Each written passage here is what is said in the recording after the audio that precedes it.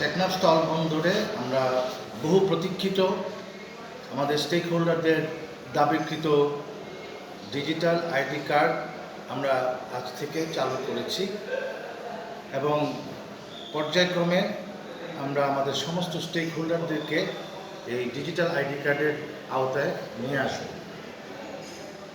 এই digital ID কার্ডের বিভিন্ন স্টেক হোল্ডারদের অনেক দীর্ঘদিনের একটা দাবি ছিল এবং প্রশাসনিক গভর্নমেন্ট এজেন্সিগুলোরও একটা দাবি ছিল এবং কেপিআই অর্থাৎ একটা রাষ্ট্রীয় গুরুত্বপূর্ণ স্থাপনার একটা নির্দেশ ছিল যে আমাদের এই ডিজিটাল আইডি কার্ড চালু করার বন্দর নিরাপত্তার জন্য, সেটাও আজকে পূরণ হতে যাচ্ছে।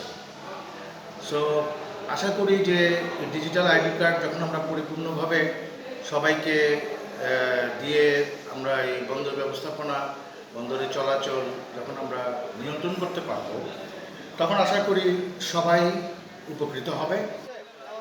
বন্দরে আজকে আমাদের কার্ড ইস্যু করতেছে, আমরা এই কার্ড নিয়ে ভিতরে প্রবেশ করব।